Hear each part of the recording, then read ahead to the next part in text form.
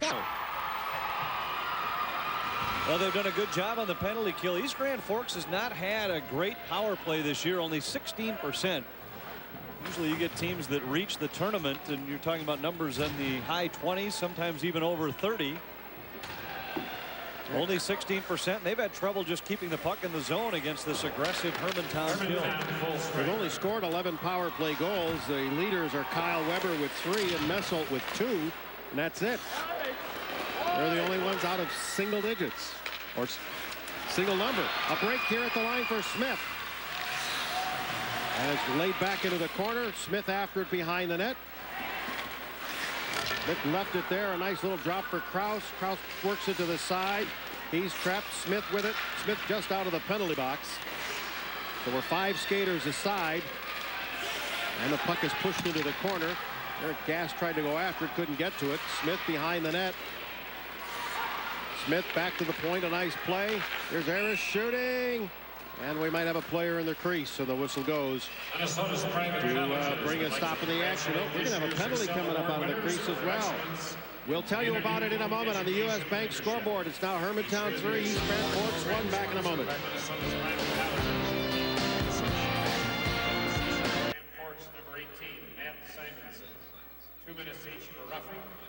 It's coincidental minors called just over 4 minutes in. Bush goes for roughing. Simonson for East Grand Forks also for roughing. This Bush, when he heard the whistle, he, like I, was looking at his skates in the crease, thinking that he had been called for being in the crease, but they spotted roughing.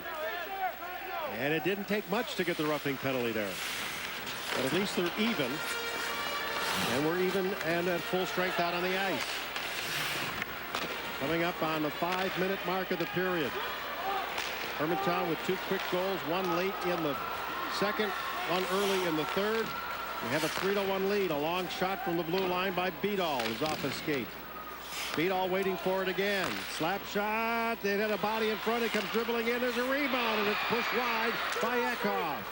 Puck in the corner to Chesley. He ducks the check, comes away with the puck, and shoots it to center. But Beadall intercepts, plays it right back in, and the pass intended for Ekhoff fails to work. Now it's driven off the glass by Eric Larson, not out of the zone. He'll get some help from Johnson. And Smith out at center ice with a pass to Johnson. Here's Radovich bringing it in. Radovich checked hard by Hansen, and Hansen comes away with the puck. Radovich lost his stick, and there's going to be a penalty for slashing on Hansen. Well, there's where that aggressive play might cost East Grand Forks. Radovich trying to dart in on the far side, and I don't know that he got any meat on this swing, but just got the stick. Still a penalty, but rarely called.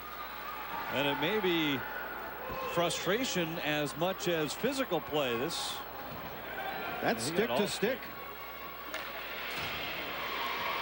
This will probably came when the stick was dropped. It maybe instigated the call, but I agree with you. That goes uncalled more often than not.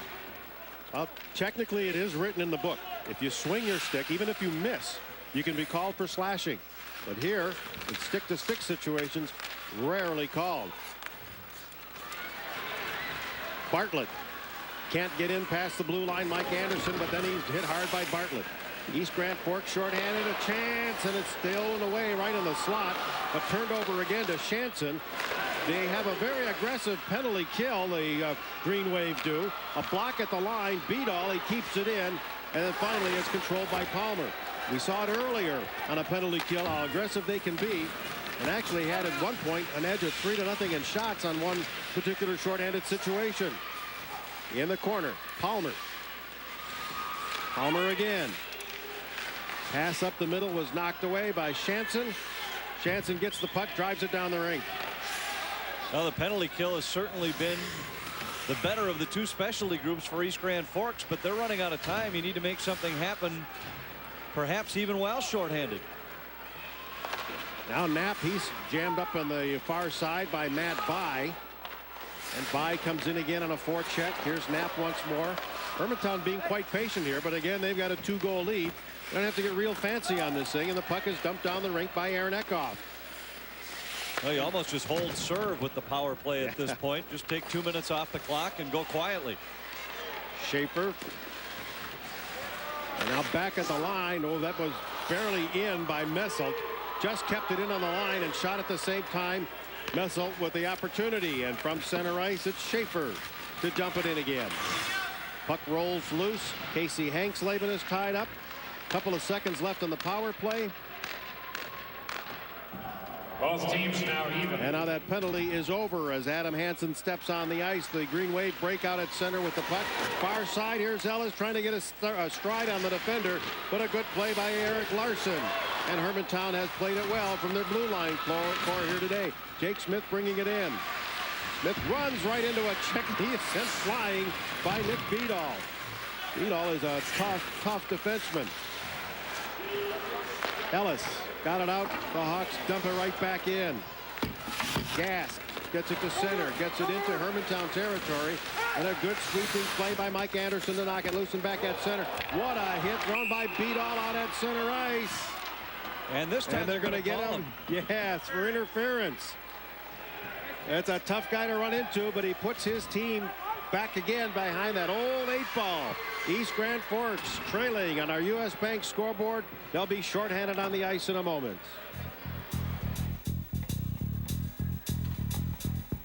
The penalty at number 16, East Grand Forks, Nick Beadall. Of this boys state hockey tournament. Well, Beadall's trying to make something happen, but watch, the puck goes by. He makes no effort to turn and play the puck. Instead, just dumps Eris in the neutral zone. It's right in front of an official and draws the whistle. A costly 2-minute penalty called against Beadall. East Grand Forks down by 2. Can't afford shorthanded situations. Here's a quick shot that's knocked down by Olsen. Had that Hermantown player touch the puck, that hit is an altogether different story, but he didn't come close to touching it. Shorthanded, Matt Hanksleben brings it in. East Grand Forks trying to battle back here, trying to rally for the third and fourth consecutive minutes here, shorthanded. Puck pops in the air and it comes back down out at center ice. Sean Bartlett has to watch it carefully. Throws it up rink, throws it all the way down the rink. Well, they've been a part of some intriguing third period rallies in quarterfinals. Remember, they rallied against Red Wing 3 years ago, and then 2 years ago had a 5-0 lead, almost got away against Silver Bay in the first round. They hung on for a 5-4 win. Here they're the ones playing catch up, down by 2. And the Hawks with the power play here. A wraparound try by Eric Gast. He ran into a stiff check far side of the rink. Here's Steve Henry off the glove of Jake Smith. And out at center ice to Henry again. He's trying to protect the puck there. Once the zone is cleared, maybe he'll, well, he nurses it back in. Lost it. Back out at center, Schaefer. Schaefer gets it in. Half minute on the power play. There's Larson. And Eric Larson again. Puck finally pulled away by Aaron Eckhoff. Down at center ice, intercepted by Schaefer. He'll flip it in again. 5 minutes left to go in the third period, perhaps the game. Down to 12 on our power play clock, and out at center ice, we lose the puck. We'll get a face-off. Hermantown just doing what they need to do. Keep the clock rolling. Don't take any chances on the power play that you don't need, because even if they don't score with the man advantage, East Grand Forks still needs 2 and 5 minutes.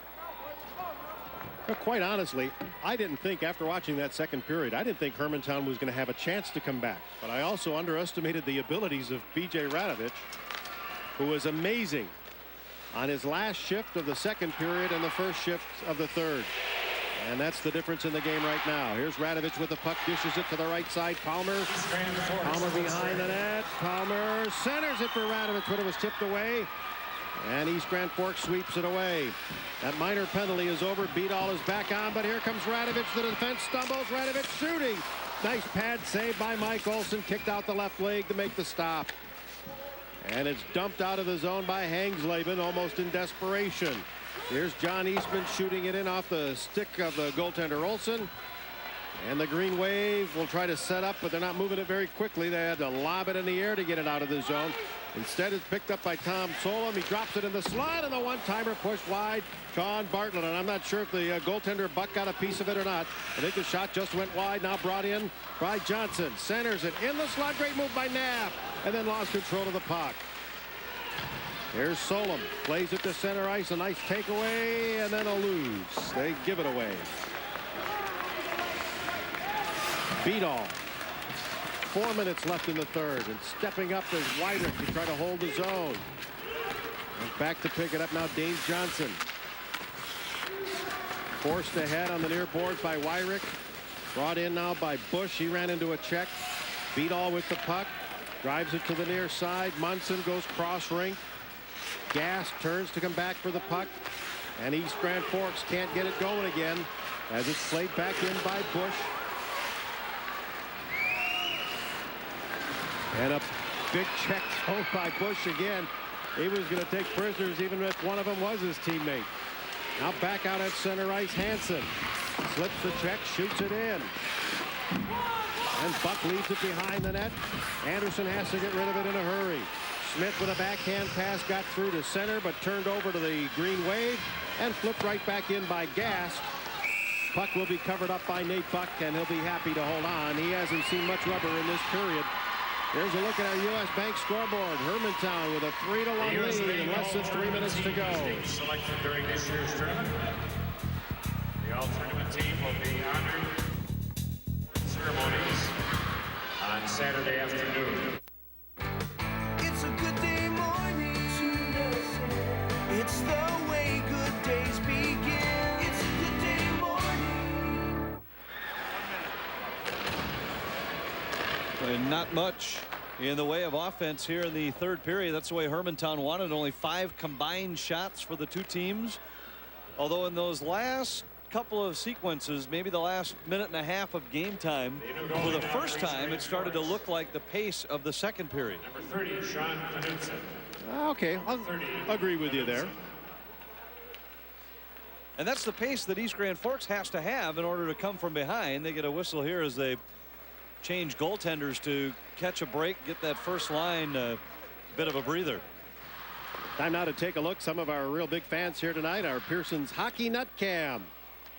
Our Hockey Nuts are brought to you by Pearson's Candy, makers of the Salted Nut Roll.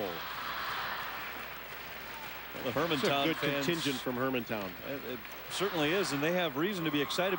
You mentioned earlier that got people in Duluth joining us. It's somewhat of a unique season where there's no Duluth East, yet 3 teams from the Duluth area with Greenway, Duluth Marshall, and this Hermantown team.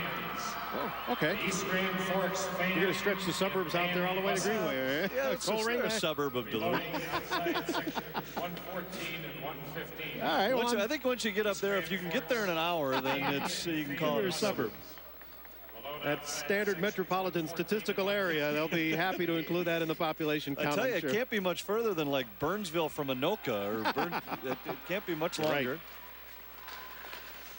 And you probably get less salt on the road than that trip across the north. Might see a building or two, maybe another car. Ben Palmer. Oh, yeah. Send those cards and letters to Anthony LeBen. From behind the net, Bartlett jammed up there. And as it comes loose, Adam Hansen, 2.5 minutes to go in this one. And East Grand Forks is going to have to come up with a lightning attack here if they're going to get going anywhere with a chance on this one. Here's a backhand that hit the post. Aaron Eckhoff with a great chance to cause some of that lightning. Hit the lightning rod instead. From center. Pushed away by Simonson. Boy, would that have changed the complexion of this one. Right in front, and Buck is there to smother and hold on. We'll take a quick break. 2:01 on the U.S. Bank scoreboard. The Hawks leading the Green Wave.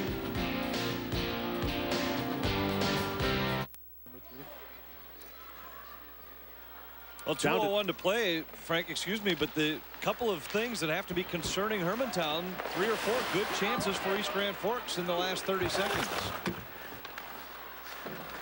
Now, if they ever adopt the 20-minute high school period here for the state tournament, on the line, Solom. Oh, a great glove catch by Buck, and he made it look easy. That was a tough one. That had good release on it, and puck came to him in a hurry. But again, he has a good look at the shot. Yeah. Hermantown defense has done a good job all afternoon keeping the traffic away from the crease area and giving Buck a clear line of sight. And now a timeout taken by East Grand Forks. Going to do everything they can to keep those snipers fresh. That's a very poised group as well, which includes Nick Anderson, a junior, but the core of that defense are senior led with Knapp, who we've talked about plenty, Eric Larson, Steve Henry. They've all handled the puck very well. And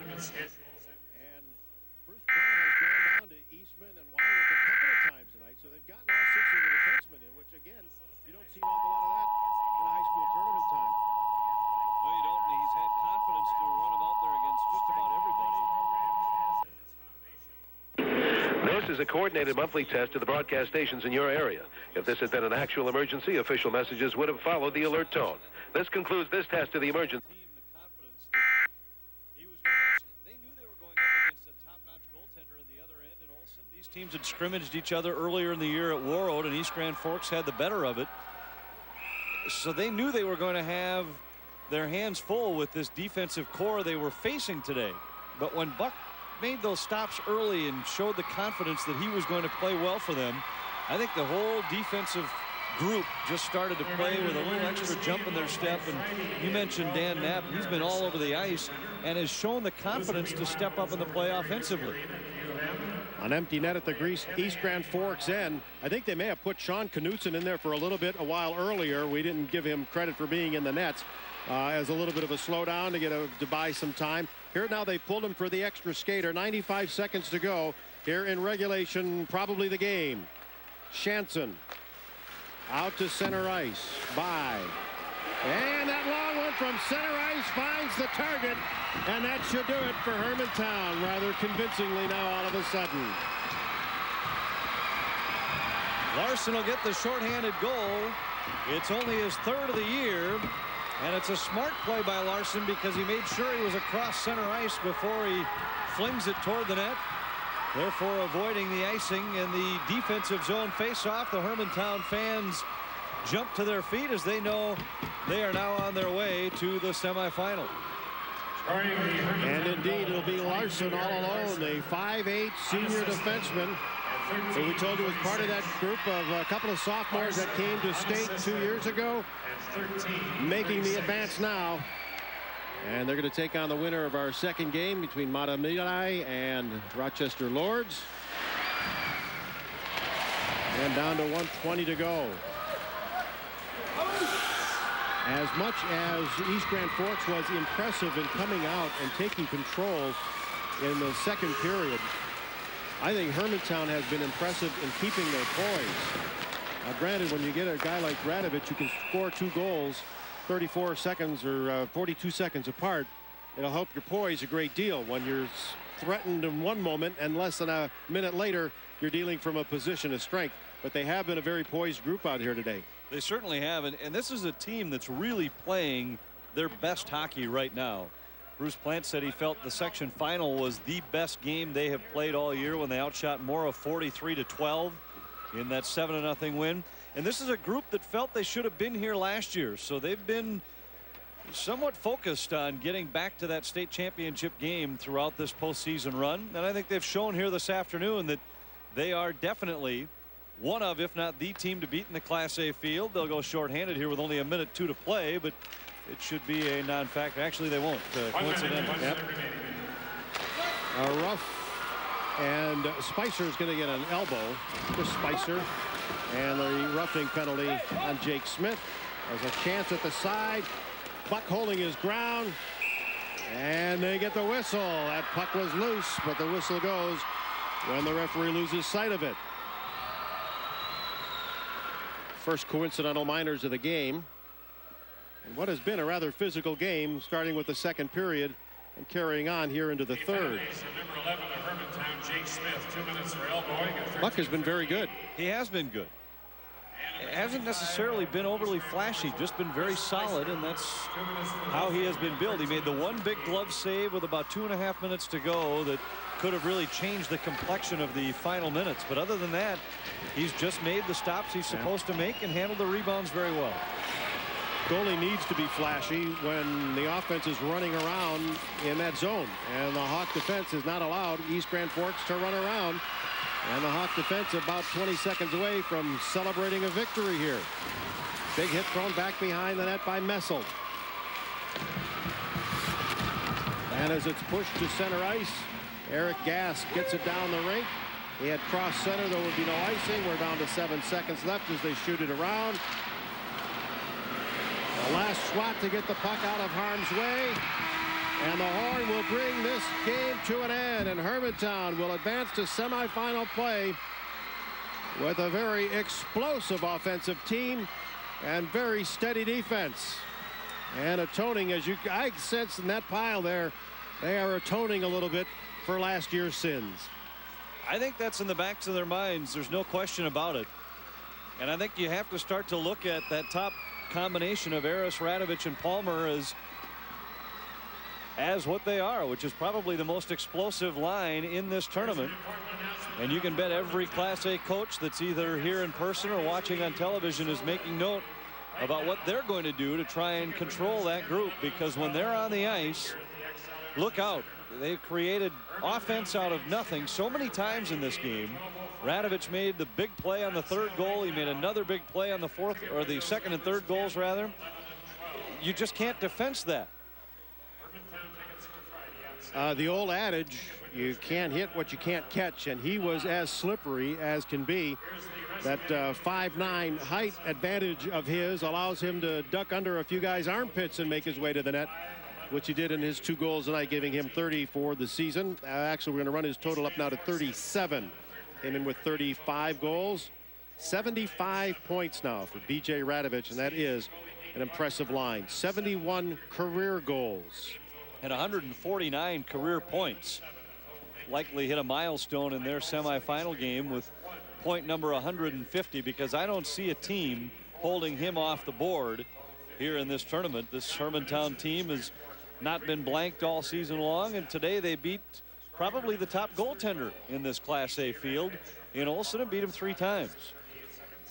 The coach, Bruce Plant, was talking to us before the game about what he expected to be a defensive game. And certainly if East Grand Forks had come out and played the second period, played the first period as they did in the second period, might have been a little bit more defensive, because their physical play could have taken Hermantown out of this one had they started from the get-go. But I tell you, it was a case of a little too much offense for defense, and it was a little more freewheeling than I thought.